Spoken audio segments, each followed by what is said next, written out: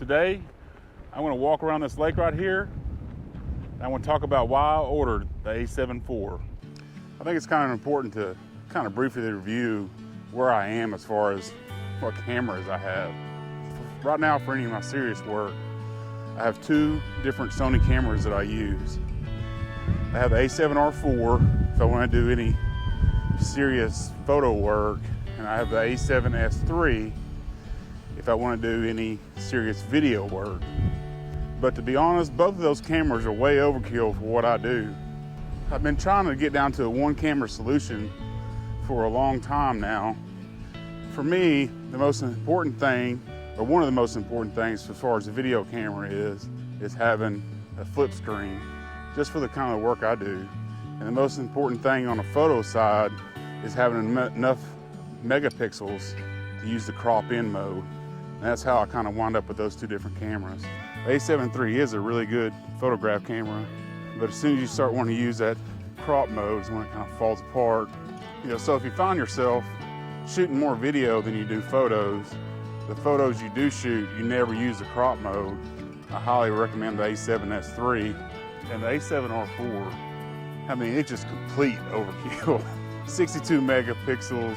I mean, if you shoot uncompressed RAW, JPEG, I mean, the other day I took this for my daughter's senior pictures. The pictures were just stunning. But when I got home, I mean, I had about 500 pictures. I'm talking about 60 gigabytes of pictures, which is just, that's just way too much. The file size is just way, way too big. If you're just the average shooter, that's just gonna be way too much. Way, way too much. And the problem with the different file sizes is just putting them on your computer, downloading them, all that kind of stuff, and taking up so much room on your hard disk. I mean, that camera is just way overkill for just general photography and general portrait work. If I was a landscape photographer, where you're just gonna take, like, on a typical outing, I mean, you might take 50 pictures or 100 pictures, something that effect. This would be a great camera for you. If you're going to take 500 pictures in one session, I mean, it's just way, way, way overkill, and really too much for me. As far as the video goes on the A7R4, the video quality is fine, and to be honest, would be enough for me, for what I do. But because there's no flip screen, it kind of rules it out for video. For me to use that camera for video would be require me to get a off-camera monitor, hook all that up. That's just something I'm just not willing to do.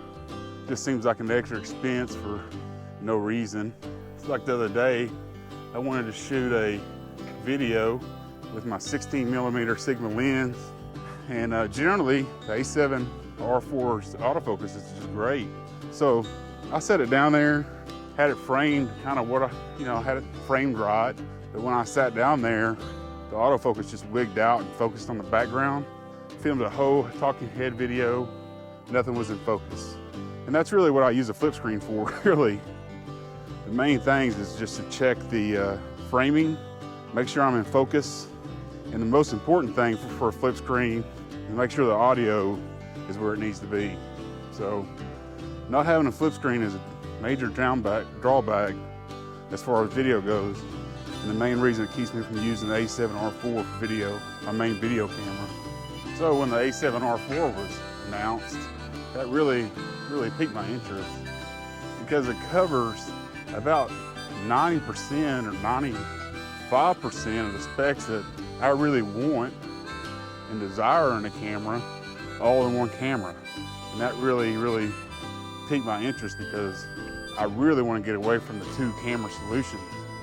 A lot of times I'll be going to, do something, go on vacation, go on a trip, just general stuff every day, and I have a hard time figuring out which camera I want to take, because I might take equal amount of pictures as I do video, and it really makes it difficult to choose sometimes. I just want one camera to do it all. It seems like the A7 IV is a step in the right direction. Personally, I can't wait to get it in and try it out. Let's talk about the photo side for a minute. It has 33 megapixels, which to me is about where you want to be.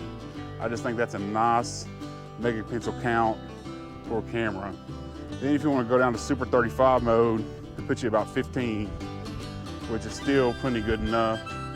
So I think on the photo side, it's great. I think 33 megapixels is a really, really good spot to be.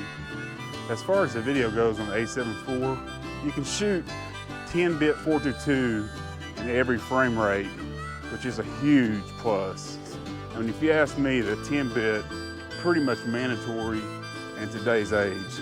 I just think the 10-bit 422 is a spec that has to be in a semi-professional prosumer camera.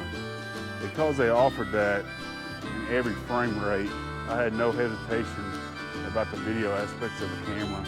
Of course, you get full frame 4K and down step from 7K, which is pretty amazing, and up to 30 frames per second. And I think that's, you know, expected, standard. From what I've seen on YouTube so far, it looks great. And one feature that this camera has in video mode, I think is just a must-have. And part of the reason I didn't order just the A7C is it has the active stabilization.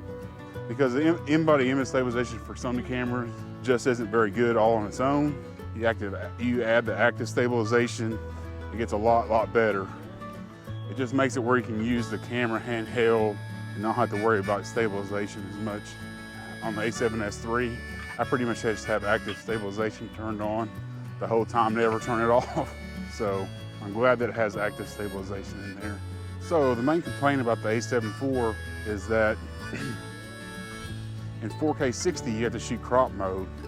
And a lot of the early reviewers were complaining about that, which is kind of ironic because the same reviewers that were complaining about it are the same reviewers that were telling us that the 1080p and the EOS R was completely fine. So if you think shooting at 60 frames per second in crop mode is going to be an issue for you, just flip it over to the 1080p mode. 1080p, 10-bit 422, S-Log3. You know, you up-res it to 4K in post, it's going to look fine. Trust me, it's going to look great. So don't let that worry you. If you just have to shoot in 4K, you can get you just a few crop sensor lenses in case you want to shoot in that. I would suggest the Sigma 16mm 1.4, which in my opinion is the best crop sensor lens ever made. I personally don't think that 60 frames per second crop mode for me is going to be an issue at all. I mean, I don't think it's going to be a problem in the least, because I've shot with crop sensor cameras in the past. I've shot with A6400. I've used a Fuji camera, so crop sensor is not going to bother me at all. I already can adjust for that, and I have a few lenses to accommodate the crop footage, so I don't think it's going to be a problem at all. So those are just some of the reasons that I ordered the A7IV. I think it's going to be an outstanding camera. Let me know what you think about the A7IV. Are you going to pre-order it? Are you going to let it slide? What are your actual thoughts on it? Hope you enjoyed the video. Thanks for watching. We'll see you on the next one.